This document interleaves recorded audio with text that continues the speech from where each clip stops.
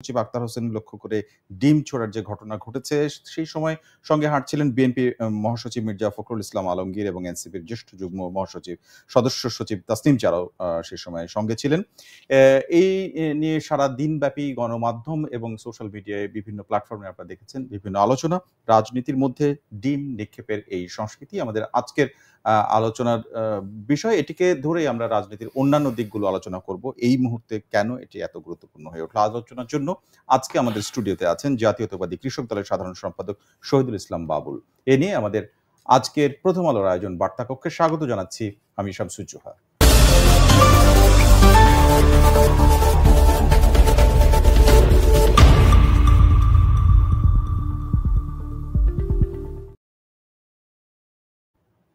বার্তাকক্ষের আজকের আলোচনার বিষয় ডিম নিক্ষেপের রাজনৈতিক সংস্কৃতি। মূলত এই জায়গাটি নিয়ে আমরা যাচ্ছি আমাদের আজকের অতিথির কাছে।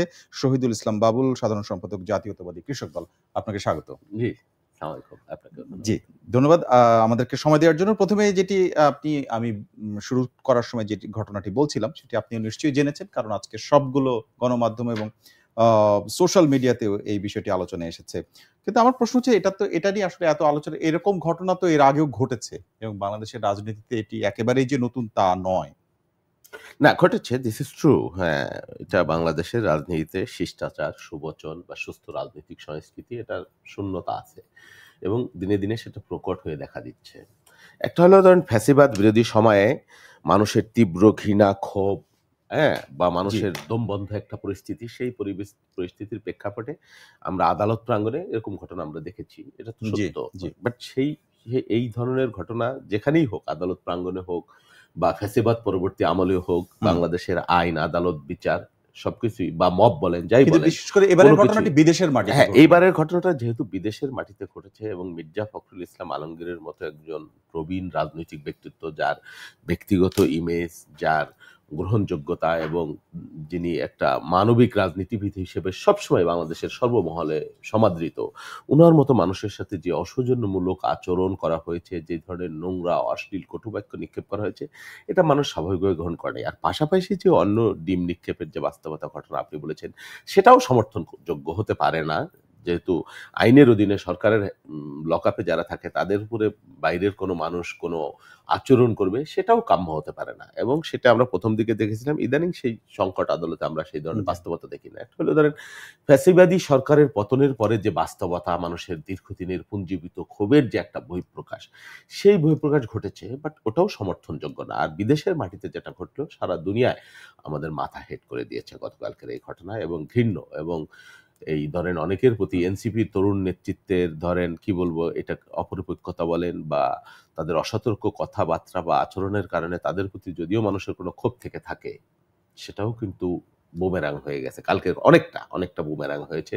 বরং এই ক্ষেত্রে এনসিপি যে নতুন দল বা বিএনপি, যাদের সাথে আচরণ করা হয়েছে, তারা বরং মানুষের সমর্থন পেয়েছে এবং যারা এই কাণ্ড ঘটিয়েছে তাদের প্রতি মানুষের ঘৃণা বৃদ্ধি পেয়েছে। এটা আমি ব্যক্তিগতভাবে আমার যে অ্যানালাইসিস বা আমি যা দেখেছি সেটাই মনে করছি। কিন্তু আমি দুটো বিষয় বলি। একটা হচ্ছে যে এনসিপির বিষয়ে তরুণ নেতৃত্বের কথা বললেন এবং দেশের বাইরে হেনস্থা করা বলি আমি, এটা ডিম নিক্ষেপ, গাড়ি আটকানো কিংবা কাউকে আটকানো, এটা কিন্তু এই গত 1 বছরের মধ্যে আমরা কয়েকবার দেখলাম। আপনার মনে থাকবে নিশ্চয়ই যে উপদেষ্টা মাহফুজ আলমের উপরেও এক ধরনের হামলার চেষ্টা, যেটি এনসিপি আজকে তাদের আলোচনায় উল্লেখ করেছেন। এছাড়া অন্য উপদেষ্টার উপর আসিফ নজরুলকে হেনস্থা করা দেশের বাইরে, আমরা সেই ঘটনারও সাক্ষী হয়েছি এই বছরটার মধ্যে।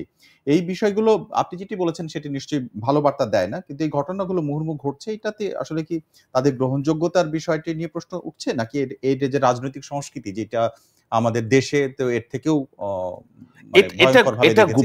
ধারাবাহিকতা না, এটা বাংলাদেশের টোটাল বা গোটা বাংলাদেশের রাজনৈতিক সংস্কৃতির পুরোপুরি ধারণ করে না। এটা আওয়ামী লীগের সংস্কৃতি। আওয়ামী লীগ যে বারবার তারা যে মানে কি বলবো, একটা অসভ্য রাজনৈতিক সংস্কৃতিকে ধারণ করে, ক্ষমতায় থেকেও যেরকম করেছে এখনো তাই করছে। বিদেশের মাটিতে বসে তারা যে মানে অ্যারোগেন্স, এখানে আমি মনে করব সরকারের দায়িত্বহীন আচরণের ব্যাপার আছে। সরকারেরও ধরেন সরকারের যারা দায়িত্বশীল, ওখানে কূটনীতি, ওখানে যারা দেশের বাইরে আসলে সরকারের কি করা, না অবশ্যই সেখানে অ্যালার্ট করা, তাদের সরকারের প্রোটেকশন নেওয়া বা বলা, বা আমাদের দূতাবাসগুলা এই বিষয়গুলা কৌশলও ব্যাপার থাকে অনেক সময়, যে নিজেকে রক্ষা করাও তো একটা কৌশলের অংশ।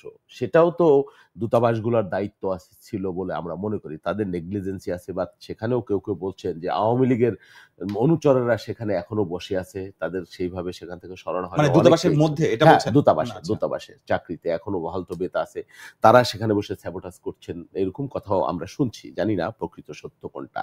তবে যে ঘটনাই ঘটুক, সরকারের নিশ্চয়ই কিছু করবার ছিল। সেখানে আপনি কোথাও মেহমান হিসেবে গেলে সেই সরকারের দায়িত্ব আছে আপনাকে নিরাপত্তা দেওয়া। সেই জায়গায় কোনো ঘাটতি আছে না আমাদের সরকারের পক্ষ থেকে সেই মেসেজ বা সেই ধরনের তৎপরতা বা সেই ধরনের দায়িত্বশীল আচরণ করবার নিশ্চয়ই আমার মনে হয় কোনো ঘাটতি থেকে থাকতে পারে। আর আপনি আওয়ামী লীগ যেটা করেছে জি। সেটা তো একটা অসুস্থ রাজনৈতিক বাস্তবতা। তারা অসুস্থতার মধ্যেই আছে, অসুস্থ রাজনৈতিক চর্চা তারা সবসময়ই করেছে।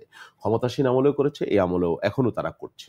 আমার প্রশ্ন হচ্ছে যে আপনি যেটা বললেন যে সেই ধরনের কথাটা খানিকটা এনসিপির পক্ষ থেকে বলা হয়েছে, যেটি আসলে কর্মকর্তারা যারা দূতাবাসে কর্মরত আছেন তাদের এক ধরনের রাজনৈতিক প্রতিপক্ষের বিষয়ে হিসেবে তাদের আগাম বিবেচনা করা এবং যথাযথ ব্যবস্থা নিতে পারেনি। কিন্তু আমার কথাটা হচ্ছে কি, বাংলাদেশে যখন কোনো ভিআইপি কিংবা উপদেষ্টা বা কোনো দলের পার্টির নেতারা যান, তখন এক ধরনের সামাজিক এবং একটা প্রোটোকল থাকার যে ব্যাপারটা থাকে। দেশের বাইরে গেলে এবং পাবলিক প্লেসে, এই ঘটনাটি তো ঘটেছে আসলে এয়ারপোর্টের একটা ভিভিআইপি জোনে। ভিভিআইপি জোনে, তারপরেও এটা পাবলিক বাইরে মানুষ আসতে পারে। তো সেরকম জায়গায় আসলে সেখানে পুলিশ বা অন্য কিছু না, মানে আমি উপস্থিত রাখা এটা কতটা এটা আসলে যে এর মধ্যে দিয়ে ঘটতে পারে এরকম একটা না, ছিল ঘটতে নাকি তাহলে পারে। নেগলিজেন্সিটাই আপনি বড় করে না, দিচ্ছেন? ঘটতে পারে। ফার্স্ট অফ অল যে আপনি যেখানে যাবেন, যেখানকার মেহমান আপনি, রাষ্ট্রীয় মেহমান হিসেবেই আপনি গিয়েছেন। তো তাদেরও সরকারের দায়িত্ব তাকে প্রোটেকশন এবং প্রোটোকল দেওয়া। এটা এই জায়গাটা তো আমরা ঘাটতি দেখেছি। এখন সেটা কি কারণে হয়েছে? ফার্স্ট অফ অল যে যারা গিয়েছেন বা যাদেরকে পাঠানো হয়েছে সরকারের পক্ষ থেকে, যথাযথ কর্তৃপক্ষকে তারা সেই বিষয়ে অবগত করেছেন কিনা বা প্রোটেকশন চেয়েছেন কিনা, এটা একটা বিষয়। আরেকটা বিষয় যে ওখানে দূতাবাস যারা রয়েছে মূলত তাদের কোঅর্ডিনেট করবার কথা। তারা যথাযথভাবে সেটা কোঅর্ডিনেট, কেউ এক দরজা দিয়ে বেরিয়েছে, আরেকজন আরেক দরজা বেরোলো। কি কারণে বেরোলো? এই যে সমন্বয়হীনতা হলো, এখানে কার গাফিলতি, কার ঘাটতি? ওনারা তো নিশ্চয়ই অপমানিত হবার জন্য যাননি। বিএনপির মহাসচিব এবং যারা, তারা ইচ্ছা করে ওদিকে তো নিশ্চয়ই যাননি। তাদেরকে যদি গাইডলাইন দেওয়া হতো যে এখান দিয়ে বের হতে হবে। আমি দেখলাম যে বিএনপির অনেক নেতাকর্মী ভিন্ন জায়গায় অবস্থান করছেন। কিন্তু ওখানে ওনাদেরকে কে নিয়ে গেল? কিভাবে গেলেন? বা ওখানে যারা প্রোটোকলে ন্যূনতম কেউ ছিলেন কিনা? চিফ অ্যাডভাইজার একদিকে গেলেন, ওনারা আরেক দিক দিয়ে গেলেন, জামাতের নেতারা আরেক দিক দিয়ে গেলেন। এটা কেন হলো বা কিভাবে হলো আমি জানি না। এর মধ্যে এটা একটা কারণ খতিয়ে দেখবার প্রয়োজন আছে বলে আমরা মনে করছি। এটা কি স্যাবোটাজ, নাকি ইচ্ছাকৃত, নাকি ভুল কোনো সিদ্ধান্ত? আরেকটি বিষয় যে গত প্রায় ১ বছরের বেশি সময় পেরিয়ে গেছে। আপনি যেটি বলছেন যে সেরকম যদি থেকেই থাকে যে আওয়ামী লীগের যারা এই সরকারকে পছন্দ করে না বা বিপরীত মতাবলম্বী, তারা এখনো এই দূতাবাসে কর্মকর্তা হয়ে বা কিভাবে থাকতে পারেন? তাদের ব্যাপারে অনেকগুলো তো পরিবর্তন এটা হয়েছে। হলো সরকারের দুর্বলতা। আচ্ছা। আমরা বারবার বলেছি, অসংখ্যবার আমাদেরকে কথা বলতে হয়েছে এই বিষয়গুলো নিয়ে। এখন কমেছে। তবে এখনো প্রশাসনের মধ্যে বলেন বা বিদেশি দূতাবাস বলেন বা যেখানেই বলেন, অসংখ্য আওয়ামী লীগের সুবিধাভোগী এখনো বসে আছে। অসংখ্য। সচিবালয় আছে, পুলিশ প্রশাসনে আছে, এমন কোথাও নেই যে খুঁজলে আপনি পাবেন না। আওয়ামী লীগের আমলের দুধ দুঃখিত। কলা খেয়ে যারা মোটা তাজা হয়েছে তারা এখনো আছে। কিভাবে কাকে ধরে কিভাবে আছেন আমি জানি না। এবং দূতাবাসগুলোর ক্ষেত্রে খুবই কম পরিবর্তন হয়েছে আমি যতটুকু জানি। সুনির্দিষ্টভাবে এই বিষয়গুলো নিয়ে খোঁজ নিলে আরো বেশি জানা যাবে। তবে এই অভিযোগ বিদেশে যারা তবে থাকেন, খুবই গুরুত্বপূর্ণ পদে কয়েকজনকে যে পরিবর্তন করা হচ্ছে সেটা তো আপনি জানেন, সেটা নিজেও জানি, জানেন। সেটা জানি। কিন্তু একজন দিয়ে তো আর একটা দূতাবাস চলে না। জি। সেখানে অনেক স্টাফ থাকে। একটা দূতাবাসে ২০ জন, ২৫ জন, ৪০ জন, ৫০ জন পর্যন্ত স্টাফ থাকে। তো সেই জায়গায় কতটুকু পরিবর্তন করা হয়েছে? বিদেশ থেকে যারা থাকেন ওইসব অঞ্চলে তারা প্রায়ই অভিযোগ করেন, সামাজিক মাধ্যমে আমরা দেখি যে এখনো আওয়ামী লীগের প্রেতাত্মারা সেখানে অবস্থান করছেন অনেক ক্ষেত্রে। তারা এনসিপির পক্ষ থেকে আজকে যে প্রতিবাদটা জানানো হয়েছে সেখানে বলা হয়েছে গণঅভ্যুত্থানের নেতাদের টার্গেট করে এই ধরনের হামলা করা হচ্ছে। দেশের বাইরে দুটো, একটি হচ্ছে মাহফুজ আলমের উপরে এবং সবশেষ গতকালকে নিউ ইয়র্কের যেটি হামলা করা হয়েছে এবং ডিম নিক্ষেপ করা হয়েছে। এর আগের গোপালগঞ্জের পদযাত্রার আপনি জানেন যে জুলাই পদযাত্রার অংশ হিসেবে যে হামলাটা করা হয়েছিল সেটাকে তারা হত্যার চেষ্টা বলেছেন। এই বিষয়গুলো একটা ধারাবাহিক ফ্যাসিবাদী ধারাবাহিকতা তারা বলেছেন। আপনিও সেটাই মনে করেন কিনা? আমিও তাই মনে করছি যে বিএনপি বা এনসিপি যেহেতু তারা তরুণ নেতৃত্ব, তাদের বক্তৃতা বিবৃতি বা ৫ই আগস্টের ঘটনায়, এই বিপ্লবের ঘটনায় তাদের একটা সম্মুখ সারিতে তারা ছিলেন। অবশ্যই তারা আওয়ামী লীগের টার্গেট। অবশ্যই তারা বিএনপিও আওয়ামী লীগের টার্গেট হতে পারে। তারা বিদেশে বসে, বসে বিএনপিকে টার্গেট করছে। এনসিপি ক্ষেত্র বিশেষে বেশিই করছে। এটা অসত্য না। আমরা হুম, দেখছি তো। হ্যাঁ? আর যেহেতু তারা মনে করছে যে এনসিপি রাজনৈতিক দল অত শক্তিশালী না, হ্যাঁ? হুম, তাদেরকে আ আক্রমণ করে পার হুম, পাওয়া যাবে সহজ, ক্ষেত্র বিশেষে বিএনপিকে ভয় পেয়ে বা হুম। সে কারণেও হতে পারে আক্রমণটা। কিন্তু তাদের আক্রমণের থেকে গণতান্ত্রিক যেকোনো শক্তি বাংলাদেশে বিএনপি বলেন, এনসিপি বলেন, বিএনপি বলেন, ইভেন জামাতও বলেন, কেউই হুম। রক্ষা পাবে না। হয়তো কারণে অকারণে সময় অসময়ে কারো সাথে কোন রকমের সখ্যতা হলেও হতে পারে। কিন্তু আল্টিমেটলি আওয়ামী লীগ একটা অপশক্তি এবং গণতন্ত্র বিরোধী শক্তি। ওরা যখনই সুযোগ পাবে তখনই সবল মারবে। আচ্ছা। সে হোক এনসিপি এবারে হোক বিএনপি। একটু এভাবে যদি আমরা বিবেচনা করি, প্রশ্নটা এরকম যে ডিম ছোড়ার যে বিষয়টি রাজনৈতিক কর্মসূচি না, মানে এই ধরনের যে ঘটনাগুলো, এটা যেমন দেশের ভেতরে ঘটেছে, দেশের বাইরেও কিন্তু এই ঘটনাটি অনেক আছে এবং শুধু ডিম, টমেটো বা এরকম আ খাবার ছুঁড়ে মারার যে ঘটনাটা, এই ধরনের আপনি হাসছেন। এটা এই ধরনের ঘটনা তো ঘটে। আমরা এর আগেও বাইরে দেখেছি। এটাকে তারা বিবেচনা করছে যে এটা অহিংস একটা প্রতিবাদ। আ এটা এ পর্যন্ত খুব বেশি আ গুরুত্বের সাথে দেখা হয় না। এবং এটার ঐতিহ্যবাহী জায়গা হিসেবে ব্রিটেন খুব পপুলার জায়গায় আছে।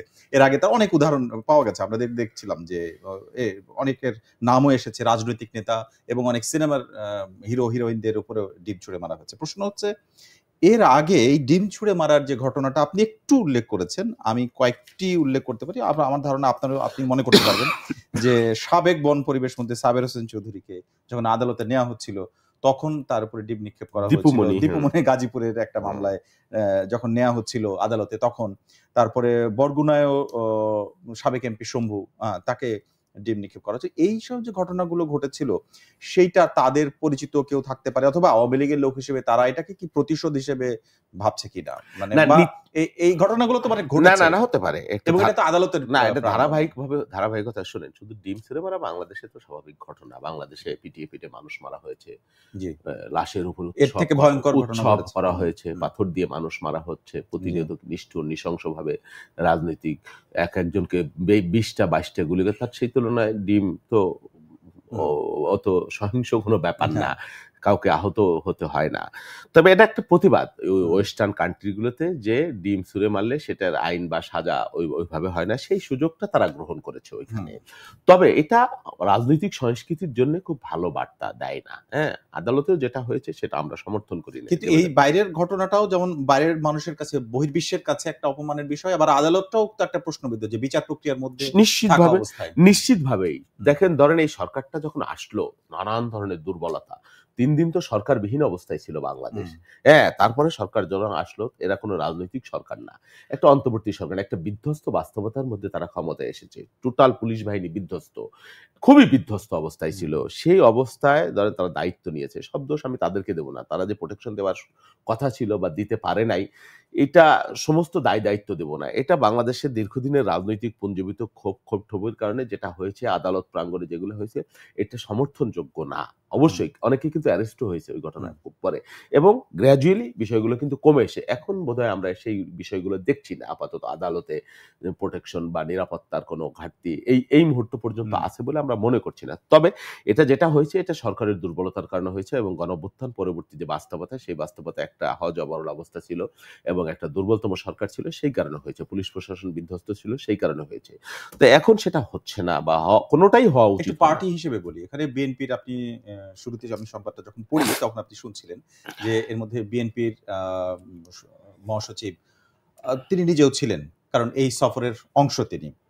তিনিও গণমাধ্যমের সাথে কথা বলেছেন। কিন্তু আজকে যখন এখানে আমি দেখলাম যে নাহিদ ইসলাম আ এখানে গণমাধ্যমের সাথে কথা বলছেন, তখন তিনি জানিয়েছেন যে, "আমি এমন কোনো প্রতিক্রিয়া দিতে চাই না। শুধু বলতে চাই যে আওয়ামী লীগকে পুনর্বাসনের কাজ যদি আ করার রাজনীতি যদি বিএনপি গ্রহণ করে থাকে, তাহলে সেই রাজনীতি বিএনপির জন্য কাল হয়ে দাঁড়াবে। সেখান থেকে ফিরে আসার জন্য আহ্বান জানিয়েছেন।" এই ধরনের কথা বলেছেন। এর মধ্যে আমি আজকে আপনার যে বক্তব্যগুলো, আপনি একজন বিএনপি নেতা হওয়ার পরেও সবগুলোই তাদের পক্ষে এবং সেই বিষয়টি খারাপ এভাবেই কথা বললেন। ঠিক হয়নি সেটিই বললেন।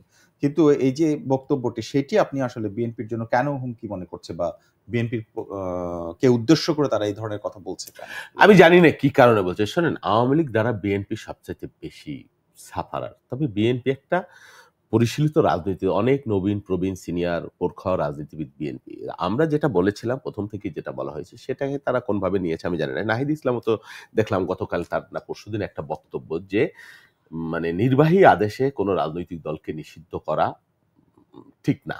হ্যাঁ, যেটা আদালত, এখন আদালত বিএনপি এর আগে বলেছিল। বিএনপি আমরা আগে থেকেই বলেছি, 8 মাস আগে, জি 9 মাস আগে বলেছি। সেটা নাহিদ সবশেষ ইসলাম, জাতীয় পার্টির প্রেক্ষাপটে আপনারা বলেছেন। নাহিদ ইসলাম গতকাল সেটা বলেছে। কেন বিএনপি দীর্ঘদিনের রাজনৈতিক অভিজ্ঞতা থেকে আমরা দেখেছি বা আমাদের নেতৃত্ব খুঁজে বের করেছে যে এর ফল ভালো হয় না। হ্যাঁ, আপনি যেই নিষেধাজ্ঞাটা, অবশ্যই আওয়ামী লীগের বিরুদ্ধে যত ডকুমেন্টস, যে ধরনের এভিডেন্স এখন পর্যন্ত আছে, আদালতের পক্ষে যথেষ্ট আওয়ামী লীগের রাজনীতি নিষিদ্ধ করবার জন্য। আমরা বলেছিলাম একটা জুডিশিয়াল প্রসেস, বিচারিক প্রক্রিয়ার মধ্য দিয়ে হলে সেটা গ্রহণযোগ্য হবে, সাস্টেইনেবল হবে। যেটা নির্বাহী আদেশে করলে সাস্টেইনেবল হবে। বিগত দিনে জামাতের হিস্ট্রি আমরা দেখেছি, সেটা হয়নি, সেটা আমরা বলছি। তাতে তারা ধরে নিয়েছে যে আওয়ামী লীগ, আরে বাবা, আওয়ামী লীগ তো বিএনপির চিরাচরিত, বিএনপির যত ক্ষতি করেছে, আমার নেত্রীকে মৃত্যুর মুখে ঠেলে দিয়েছে, আমার বেগম দেশনেত্রীর একটা সন্তানকে তাদের কারণে হত্যা শিকার হতে হয়েছে, দীর্ঘদিন আমাদেরকে লাঞ্ছনা, বঞ্চনা, গুম, খুন, অসংখ্য রক্ত। সেই তুলনায় অন্যান্য রাজনৈতিক দল তো সেইভাবে ক্ষতিগ্রস্ত হয়নি। কি কারণে আওয়ামী লীগের পুনর্বাসনের দায়িত্ব বিএনপি নিবে? এই ধরনের বক্তব্য মানে যারা বলে, কি কারণে? রাজনৈতিক ম্যাচিউরনেসের কারণে। তবে বিএনপি চিন্তা করে একটু সুদূর প্রসারী। ওই বললাম, আমরা যে বক্তব্য 6 মাস আগে দিয়েছি, আর 6 মাস পরে এনসিপি নাহিদ সেই বক্তব্য দিচ্ছে, তাহলে আপনি চিন্তা করেন বিএনপির বক্তব্য। তখন আমাদের এই কথাকে তারা আওয়ামী লীগ পুনর্বাসন হিসেবে ধরে নিছে, কিন্তু এখন আপনিও তো সেই আওয়ামী লীগ পুনর্বাসনের যে প্রসঙ্গটা আসছে সেটি হচ্ছে যে আওয়ামী লীগের দেশের ভেতরে তো আসলে নিষিদ্ধ বা এক্সিকিউটিভ অর্ডারে যে তাকে নিষিদ্ধ, সেটা কার্যক্রম নিষিদ্ধ, কার্যক্রম আপাতত, হ্যাঁ আপাতত নিষিদ্ধ আছে। তো আপনি যে জুডিশিয়াল প্রসেসের কথা বলছেন, সেই জুডিশিয়াল প্রসেসের মধ্যে কিন্তু এই মুহূর্তে আওয়ামী লীগ নাই, শুধু কার্যক্রম নিষিদ্ধ এবং বিচার প্রক্রিয়া শেষ না হওয়া পর্যন্ত, এইভাবে বলা হয়েছে। এখন আমার কথাটা কি, যে তার মানে কি? তার মানে তারা দেশের মাটিতে কোনো কার্যক্রমে অংশ নিতে পারছে না। সেইটারই প্রতিফলন আপনি মনে করেন কিনা, যে দেশের বাইরে কাউকে পেলেই সেখানে হেনস্থা বা তাদের যে ক্ষোভ, সেইটা প্রকাশ করছেন, এবং এর মধ্যে দিয়ে আসলে রাজনীতিতে ফেরা না ফেরার কোনো ইঙ্গিত আসলে আদৌ আছে কিনা, যেটি অনেকে বলছেন। না, যখন আওয়ামী লীগকে নিষিদ্ধ করা হয়নি তখনও তারা রিঅ্যাকশন দেখিয়েছে, দেশের মধ্যে দেখিয়েছে, দেশের বাইরেও দেখিয়েছে। যতক্ষণ পর্যন্ত নিষিদ্ধ করা হয় নাই, এটা তাদের চিরাচরিত খাসলাত আওয়ামী লীগের। তারা এটা করবেই, তারা আইন মানবে না, আদালত মানবে না, নির্দেশ মানবে না। আপনি আদালতের বিচারিক প্রক্রিয়ার মধ্য দিয়েও যদি হয়, তারপরে আওয়ামী লীগ রিঅ্যাকশন দেখাবে। আর তাদের রিঅ্যাকশন এখন কলকাতায় তারা অফিস খুলে বসে আছে, দিল্লিতে অফিস খুলে বসে আছে, দেববিয়ারামে মিলিয়ন মিলিয়ন টাকা আছে, মেকানিজম আছে, মেশিনারিজ আছে, সেগুলো তারা এখানে ব্যয় করছে দেশকে আনস্টেবল করবার জন্য, অস্থিতিশীল করবার জন্য, নির্বাচনকে ভণ্ডুল করবার জন্য, রাজনৈতিক সংস্কৃতি নষ্ট করবার জন্য। এগুলো তো তারা পুরনো, তারা করবে, এটা আমরা জানি। সেই বিষয়টাকে আপনি কিভাবে হ্যান্ডেল করবেন, সরকার কিভাবে হ্যান্ডেল করবে, অন্যান্য দায়িত্বশীল রাজনৈতিক দল কিভাবে হ্যান্ডেল করবেন, সেই প্রসেসটা নিয়ে আমরা কথা বলেছিলাম। আজকে তো ডিম নিক্ষেপ নিয়ে কথা শুরু হয়েছে। এরকম একটা আপনি দেখেছেন যে ইউরোপের একটা কান্ট্রি থেকে যখন আসিফ নজরুল ফিরছিলেন, তখন তাকে হেনস্থার যে বিষয়টি, সেটা কিন্তু এয়ারপোর্টেই একটা এয়ারপোর্টে যে এই ঘটনাগুলো ঘটেছিল। আমার প্রশ্নটা এরকম যে সামনে নির্বাচন, এবং তারিখ ঠিক না হলেও মোটামুটি আমরা জানি ফেব্রুয়ারির প্রথম অর্ধেই এটা হতে যাচ্ছে। এর সামনে রেখে তারা যে বক্তব্যগুলো দিচ্ছে, সেখানে এনসিপি নানা দিক থেকে আলোচনা, এনসিপি কারোর সঙ্গে যাচ্ছে কিনা, এনসিপি কার সাথে যাচ্ছে, বা বিএনপি কি ভাবছে। আমি একটু জোটের প্রসঙ্গটা বলছি, সেখানে আপনাদের সঙ্গে কোনো হিসাব নিকাশ, যেটা হয়তো এখনো প্রকাশ্যে আসেনি, সেরকম হতে পারে কিনা, বা কোনো আলোচনা হয়েছে না? নির্বাচনের আগে জোট, মহাজোট, এটা তো কৌশল হতে পারে, তবে জামাতের সাথে বিএনপির জোট হচ্ছে না, এটা পরিষ্কার করে বলা হয়েছে। অন্যদের জন্য এটা পরিষ্কার হয়েও গেছে আমার মনে হয়, জামাতের কার্যক্রমে পরিষ্কার হয়ে গেছে। বাট অন্যান্য রাজনৈতিক দল যারা আছে, গণতান্ত্রিক রাজনৈতিক দল, ফ্যাসিবাদ বিরোধীরা, তাদের জন্য দোয়ার উন্মুক্ত, এবং এনসিপির জন্য অবশ্যই আমাদের দোয়ার উন্মুক্ত। সেই বিষয়ে আমি যতটুকু জানি কথাবার্তা উন্মুক্ত, সেটা কিন্তু কোনো কথাবার্তা চলছে নিশ্চয়ই, সম্ভাবনার কাছাকাছি না। এই বিষয়ে যেহেতু আমি দায়িত্বশীল না, আমাদের দলের দায়িত্বশীল নেতৃবৃন্দের সাথে নিশ্চয়ই কথাবার্তা হয়ে থাকতে পারে। ওকে।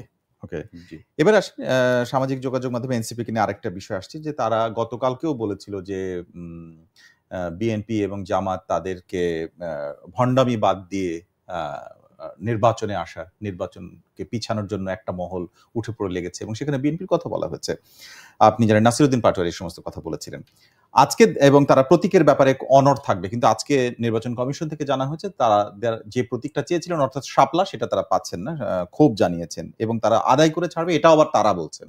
এই যে পাল্টাপাল্টা অবস্থানটা, এটাকে আসলে মানে আপনি কিভাবে দেখেন? না, বক্তৃতার জন্য নাসিরউদ্দিন পাটোয়ারি মানে কি বলবো, আলোচিত, মানে আলোচিত বক্তব্য দেবার জন্য উনি সবসময় অগ্রগামী। নাসিরুদ্দিন পাটোয়ারি, তাকে নিয়ে অনেক বিতর্ক তর্ক অনেক কিছু আছে ইতিমধ্যে, অনেক ঘটনা, মানে একজন উপদেষ্টার বাসার, যাক এই বিষয়গুলো না আসি এটা রাজনৈতিক বক্তব্য হবে না। আমি যেটা বলছি, নাসিরুদ্দিন পাটোয়ারি যেভাবে বলছেন, মানে বা জামাতে ইসলাম কখনো কখনো তারা যে ধরনের কথা বলেন, সব মানে কি বলে, কেষ্ট বেটাই চোর একটা ব্যাপার আছে না, যা কিছুই হারায়। তো সব ক্ষোভ কেন নির্বাচনের উপরের ভাই? অবশ্যই আপনি নির্বাচন কমিশন আপনাকে কি মার্কা দিবে না দিবে সেটা আপনারা নির্বাচন কমিশনের ব্যাপার। শাপলা আপনাকে দিলেও দিতে পারে বা নাও যদি দেয়, একটা মাত্র শাপলাই বাংলাদেশের মার্কা না, এটার জন্য কেন আপনাকে জেদ করতে হবে? আর ইলেকশন কমিশন কি কারণে এটা দিতে পারবে না সেটা নিয়ে আপনি নির্বাচন কিভাবে হবে আমি দেখাই দেব, কে ক্ষমতার মধু খাবে সেটা দেখাই দেব, এই ধরনের বক্তব্য, এগুলো খুবই দায়িত্ব জ্ঞানহীন এবং অর্বাচীন কথাবার্তা। মানে সবকিছুই হয়েছে ঝালটা নির্বাচনকে কেন্দ্র করে। কেন রে বাবা, নির্বাচন কি দোষ করলো? আপনি আন্দোলন করেন, সংগ্রাম করেন, নির্বাচন হতে দেব না, নির্বাচন কিভাবে হয় সেটাই দেখাই দেব। সবার মানে ঝালটা হয়েছে নির্বাচনের উপর। এটা অরাজনৈতিক বক্তব্য এবং বাংলাদেশকে মানে কি বিপদে ফেলার। নির্বাচন না হলে বাংলাদেশটা বিপদে পড়বে। হ্যাঁ, পরিষ্কার সংকট ঘনীভূত হবে, কারণ এই সরকার পারছে না চালাতে। আরো আগে নির্বাচন হলে ভালো, ডিসেম্বর জানুয়ারির মধ্যে হয়ে গেলে বেটার হতে পারতো। এখন তো মানে যে অবস্থা, চারিদিকে আইন শৃঙ্খলা বা আওয়ামী লীগের বারন্ত এবং এই ফ্যাসিবাদ বিরোধী শক্তিদের মধ্যে যে মতদ্বৈততা, বিভেদ, অনৈক্য দেখা যাচ্ছে, বা আমাদের রাজনৈতিক অভিজ্ঞতার কারণে আমরা যে আচরণ করছি, এটা খুবই দুর্ভাগ্যজনক। এখানে আমি একটু আপনি যেটা যোগ করি, আপনি যেটি বলছিলেন যে নির্বাচন কমিশন থেকে আসলে ইলেকশন কমিশন সচিব যিনি, তিনি একটা ব্যাখ্যা দিয়েছেন। সেটা তিনি বলছেন যে তাদের যে তালিকার মানে একটা তালিকা রয়েছে, সেখানে এনসিপির যে শাপলা প্রতীক চেয়েছে সেটি তাদের তালিকার মধ্যে নেই, যে কারণে তারা দিতে পারছে না। এটা তাদের যৌক্তিক ব্যাখ্যা, তাদের পক্ষ থেকে একটা ব্যাখ্যা দিয়েছেন। কিন্তু সার্জিস আলম আজকেই একটি স্ট্যাটাস দিয়েছেন ফেসবুকে, দেখেছেন, এবং সেখানে তিনি বলেছেন যে আইনগত যেহেতু বাধা নেই, এনসিপির মার্কার সাপ্লাই হতে হবে, অন্য কোনো অপশন নাই। এটা এক ধরনের জেদাজিদির মতো আমার কাছে মনে হচ্ছে। এটা এই বিষয়গুলো কি আসলে, এটা মার্কা কোনটা হবে এটা তো আসলে চেঞ্জও হতে পারে। আপনি যেটি বলছিলেন সেটা আসলে প্রিভিলেজ নাকি এটা নির্বাচন না হওয়ার পথে এটাও কোনো বাধা? আবার আমি জানি না যে ইলেকশন কমিশন কি কারণে এটা তালিকার মধ্যে নাই, শাপলা প্রতীক তারা পেলে কি এমন ক্ষতি হবে সেটা আমি জানি না। আবার শাপলার কারণেই কি কারণে আপনাকে জেদ করতে হবে? শাপলা তো একটা জাতীয় প্রতীক। জি, সেই প্রতীকটা জাতীয় ফুল। হ্যাঁ, জাতীয় ফুল। সেই প্রতীকটা আপনি নিলে অন্যান্য রাজনৈতিক দল তো আপত্তিও করতে পারে। এবং আমি যতটুকু জানি যে শাপলা বোধহয় অন্য একটা রাজনৈতিক দল আগে চেয়ে বসেছিল, ওই আমাদের ওই গণ অধিকার পরিষদের যে তারেকরা, ওরাও চেয়ে বসেছিল। তো সেই জন্য এইভাবে থ্রেট করা, নির্বাচন হতে দেব না, হতেই হবে, দিতে হবে, এটাও কোনো গণতান্ত্রিক আচরণের মধ্যে পড়ে বলে আমরা মনে করি না। এটা টোটালটাই মানে একটা অরাজনৈতিক আচরণ এবং কার্যক্রম, যেটা বাংলাদেশের টোটাল গণতান্ত্রিক যে অগ্রযাত্রা, সে অগ্রযাত্রাকে বাধাগ্রস্ত করবে। আমি অনুরোধ করব প্রত্যেকেই যেন আমরা দায়িত্বশীল আচরণ করি। আমরা দীর্ঘদিন একটা ফ্যাসিবাদী শাসনের কবলে ছিলাম, অনেক রক্ত দিয়ে অনেক সংগ্রাম করে আমরা একটা অর্জন করেছি যা কিছু, কিন্তু সেই অর্জনটা যাতে ধূলিসাৎ না হয়ে যায়, সবাইকে আমি অনুরোধ করব। আমরাও অনুরোধ করবো যে আপনারা দয়া করে একটু দায়িত্বশীল কথাবার্তা এবং আচরণ করুন। মুখে আপনি দায়িত্বে আছেন, মিডিয়া আছে, ফেসবুক আছে, সামাজিক মাধ্যম আছে, যা ইচ্ছা তাই বলে দিলাম, এর ক্রিয়া কি প্রতিক্রিয়া কি সেগুলো যে আমরা চিন্তা না করি, এটা দুর্ভাগ্য। একটু নির্বাচনের কাছাকাছি এসেই প্রশ্ন করি, সেটি হচ্ছে যে এর আগে সবসময় আপনাদের যে আন্দোলনগুলো ছিল তার সাথে যুগপৎ আমরা জামাতকেও দেখেছি, অন্য অনেক দলও ছিল, জামাত ছিল, এবং জামাতের সাথে আপনাদের একবার সরকার গঠনেরও অভিজ্ঞতা আছে। কিন্তু এবারে যুগপৎ আন্দোলনের ডাক দিয়েছে, মাঠে 7 দল নিয়ে নেমেছে এবং সেখানে নেতৃত্বে মোটামুটি জামাত, এটা তো স্পষ্ট। এবং তাদের যে দাবি পিআর এবং জাতীয় পার্টি কে মানে নিষিদ্ধ করা অথবা কার্যক্রম নিষিদ্ধ করা, এই ধরনের কথাই তারা বলছে। আমার প্রশ্ন আপনাদের কাছে যে এখন তো জামাত বিপরীত শিবিরে, তাহলে আপনাদের যে জোট বা নির্বাচনের ক্ষেত্রে আপনাকে বিএনপি কিছুটা একা হয়ে গেছে মনে করছেন, নাকি এভাবেই আপনারা নির্বাচনে যেতে চান, নাকি জোটের ব্যাপারে বৃহত্তর কোনো আলোচনার মধ্যে আসলে আছেন? বিএনপির দুর্ভাগ্য যে বিএনপি কার্যকর একটা মানে সহযোগী রাজনৈতিক দল পেল না। জামাতের রাজনীতি ভিন্ন, ইসলাম ধর্মভিত্তিক তাদের রাজনীতি, তাদের আদর্শ ভিন্ন, আমাদের আদর্শ ভিন্ন। আমরা দীর্ঘকাল তাদের সাথে লড়াই সংগ্রাম করেছি, ফ্যাসিবাদ বিরোধী সংগ্রামে আমরা একসাথে ছিলাম। এর মধ্যে অনেক ব্যত্যয় আছে, অনিয়ম আছে। জামাত বিএনপিকে অনেক সময়, যেমন 10ই অক্টোবর 23 সালে 22 সালে যে আন্দোলন, যে সমাবেশে বিএনপি লক্ষ লক্ষ মানুষকে সাউন্ড গ্রেনেড, বুলেট নিক্ষেপ করে ছত্রভঙ্গ করে দেওয়া হলো, জামাত আরামবাগে বিকালে আসর রক্তে আগে সমাবেশ করে শান্তিপূর্ণভাবে সুবোধ বালকের মতো ঘরে চলে গেল। এই যে বিষয়গুলো, অনেকগুলো বিষয়, বিএনপির তাদের মার্কাও ছিল না তখন বিএনপির মার্কা, ধানের শীষ মার্কা নিয়ে তারা নির্বাচন করেছে, এটাও সত্য।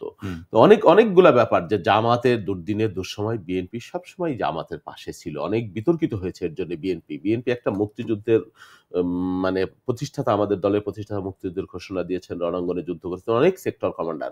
জামাতের কারণে আমাকে রাজাকার গালি হজম করতে হয়েছে অনেকবার, অসংখ্যবার, জামাত বিএনপি রাজাকার এই ধরনের কথা হয়েছে। কিন্তু সঙ্গত কারণে এখন রাজনীতির প্রশ্নে বা নির্বাচনের প্রশ্নে, ক্ষমতার প্রশ্নে জামাত যে আচরণ করছে, আপনি আর আমি তো এক দল না, আপনি ভিন্ন ইলেকশন করতেই পারেন, কিন্তু আমার যে বিগত দিনের যে কেমিস্ট্রি আপনার সাথে, আমার যে চলাফেরার যে সম্পর্ক, সেই রাজনৈতিক সংস্কৃতিটা যদি, তারপরে যে অনলাইনে বট বাহিনী যেভাবে আক্রমণ, গালাগালি, এই যেভাবে জামাতের লোকেরা করে, এটা খুবই দুর্ভাগ্যজনক। শুধু একমাত্র কারণ, মহাসচিব আজকে বলেছেন যে তারা সিট চেয়েছিল, নিরাপত্তা, সিটের নিরাপত্তা, সেখানে বিএনপি প্রার্থী দিবেন বা কৌশলগত, সেই বিষয়ে সেটা ভারতীয় একটি পত্রিকার কথা বলা হয়েছিল, সেটা আসলে কতটা, এটা সত্যতা আছে, সেটা বিএনপি ওন করেনি। না, সত্য যদি নাও হয়, তারা শোনেন, প্রবলেমটা যে জায়গাটা হয়েছে, জামাত বা এনসিপি যাই বলেন, তারা 5ই আগস্ট পরবর্তী সময়ে নিজেদেরকে ফুলিয়ে ফাঁপিয়ে এমন ভাবে জাতির সামনে উপস্থাপন করেছে যে বিএনপি কোনো রাজনৈতিক দলই না, এরা 3 নম্বর দল,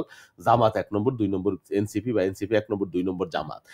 এবং যখন নির্বাচন কাছে আসছে, দোরগড়ায় আসে, তখন তো তাদের এটা প্রমাণ করবার। আচ্ছা, আপনাদের কাছে এটা একটু বলবেন যে কতটা সিট চেয়েছিলেন? আমি এক্স্যাক্টলি জানি না, মানে আপনাদের যদি এখনো তো সময় আছে, তারা চায়, তাহলে আপনাদের সমন্বয় হয়ে গেলে কি বদলে ফেলতে পারবেন কিনা? কি কারণে রাজনীতি? তাহলে তো সেই হাসিনা মার্কা ইলেকশন হয়ে যাবে। আপনি একটা উন্মুক্ত বাংলাদেশে, গণতান্ত্রিক বাংলাদেশে আপনি কিভাবে সেই আপনি কাকে কি সমন্বয়টা আপনি করবেন? এটা তো গণমানুষের আকাঙ্ক্ষার সাথে যাবে না। তো রাজনীতি ঠিক আছে, জোট হইতে পারে, আমাদের সাথে আমাদের জোট হবে না, সেটা তো আমাদের দল স্পষ্ট করে বলেছে। আমি একটা শেষের দিকে আমি একটা জিনিস বলতে চাই, তাহলে কি ব্যাপারটা এরকম যে আওয়ামী লীগের কার্যক্রম নিষিদ্ধ কাজে তাদের প্রার্থীরা দাঁড়াতে পারছে না, জামাত প্রতিদ্বন্দ্বী, এবং প্রতিদ্বন্দ্বিতার ক্ষেত্রে অনুমান করা হয়, অনেকে আলোচনা দেখছি, সবাই বলছেন যেটি, যে বিএনপি প্রায়োরিটাইজ একটা দল এই মুহূর্তে রাজনীতির ক্ষেত্রে, কাজে কোনো অসুবিধা নেই, আপনারা একা একা প্রতিদ্বন্দ্বিতা করলে মোটামুটি একটা সেট নির্বাচন হচ্ছে, এরকম কেন? একা একা প্রতিদ্বন্দ্বী জামাত আছে, কত রাজনৈতিক দল আছে, জাতীয় পার্টি তো এখনো নিষিদ্ধ হয়নি, তারাও আছে। জাতীয় পার্টি নিষিদ্ধের যে দাবিটা, সেটাও কি এটার একটা অংশ? না, আমরা জাতীয় পার্টি যেটা একই অবস্থান আমাদের, যে আমরা এইভাবে কোন রাজনৈতিক দলকে নিষিদ্ধ করার পক্ষপাত, এই সুযোগটাই আওয়ামী লীগ নিচ্ছে। আওয়ামী লীগ তো নাকি ইরা নিচ্ছে, জামাত ইসলাম নিচ্ছেন। বিষয়টা হলো এরকম, বিএনপিকে বা নির্বাচনকে না বলার বা নির্বাচন না হতে দেওয়ার এটা একটা কৌশল বলে আমরা মনে করি। তারা মনে করছে যে তারাই মাত্র মাঠে আছে, জিম্মি করার একটা বাস্তবতা, বাংলাদেশকে জিম্মি করার, নির্বাচনকে জিম্মি করার, যে আওয়ামী লীগ নাই, জাতীয় পার্টি যদি নির্বাচনে না থাকে, তাহলে আপনি একটা স্টেক হোল্ডার, এখন আপনি যদি কন যে আমি নির্বাচনে যাব না, তাহলে নির্বাচন কাকে নিয়ে হবে? সেই সুযোগটা জামাত গ্রহণ করছে, সেই সুযোগটা। খুবই সংক্ষেপে একটা জিনিস জানতে চাই, এইরকমই একটা সিচুয়েশন যেখানে জামাত এবং বিএনপি আছে, সে এখানে ছাত্রলীগ মাঠে নাই। ছাত্রলীগের প্রসঙ্গে এই জন্য বলছি, কারণ আমি দুটো ডাকসু এবং জাকসু ইলেকশন হয়ে গেল, সেখানে এত কিছুর পরেও আমরা বিএনপির একেবারেই ভরাডুবি দেখলাম, সেখানে কোনোই সিটে তারা আসতে পারেনি। এটাকে একটা ধাক্কা মনে করেন কিনা নির্বাচনে? না, আমরা না, এটা কোনোই ধাক্কা না, কারণ একটা বিশ্ববিদ্যালয়ের নির্বাচন এটা পৌরসভার নির্বাচনের সমান না। আর মাহমুদুর রহমান মান্না ভাই চমৎকার ভাবে বলেছেন যে 2 বার আমি ডাকসুর ভিপি ছিলাম, 2 বার আমি একটা রাজনৈতিক দল, কার্যকর রাজনৈতিক দল করতে পারিনি। সুতরাং এই নির্বাচনের সাথে জাতীয় নির্বাচনের কোনো মিল আছে? আর যদি জামাত ইসলাম মনে করে মিল আছে, ওকে, ওয়েল এন্ড গুড, আসেন নির্বাচনে আসেন, এত তথ্য আর এত দাবি দেওয়া না দিয়ে নির্বাচনে আসেন, জিতে যান, তারপরে পিআর করেন, তারপর সবকিছু করেন, কোনো অসুবিধা নাই। যদি তারা পরে করবে, হ্যাঁ, আমি সেটাই বলছি যে আপনারা যদি মনে করেন যে ডাকসু নির্বাচনে আপনারা বিজয়ী হয়েছেন, সারা দেশের চিত্র এক, তাহলে আসেন, নির্বাচনে আসেন, এত প্রশ্ন কেন? পিআরও করবেন, সবই করবেন, আপনারা নির্বাচনে বিজয়ী হন, তারপরে আপনারা করেন, আমরা তো এর বিরোধিতা করবো না। তখন অনেক ধন্যবাদ, আমরা একেবারে শেষ করছি এখন। শহীদুল ইসলাম বাবুল, সাধারণ সম্পাদক, জাতীয়তাবাদী কৃষক দল, তিনি আমাদের সঙ্গে ছিলেন। আমরা আজকের আলোচনা ডিম নিক্ষেপের যে সংস্কৃতি, যেটি আমরা গতকাল দেখেছি, এর আগের যে ঘটনাগুলো, সেগুলো জানার চেষ্টা করেছি সেগুলোর ভেতরে, এবং এই মুহূর্তের রাজনৈতিক যে সবশেষ জোটের বাস্তবতা, যেটি বিএনপি কোন দিকে কিভাবে ভাবছে, সেটিও আমরা জানার চেষ্টা করেছি। রাজনৈতিক এমন আরো আলোচনা জানতে প্রতি রবি থেকে বৃহস্পতিবার পর্যন্ত এই সময় আমাদের সঙ্গে থাকুন prothomalo.com এবং প্রথম আলোর ফেসবুক ও ইউটিউব সহ সোশ্যাল মিডিয়ার অন্যান্য সবগুলো প্ল্যাটফর্মে। আজকে যারা সঙ্গে ছিলেন সবাইকে ধন্যবাদ।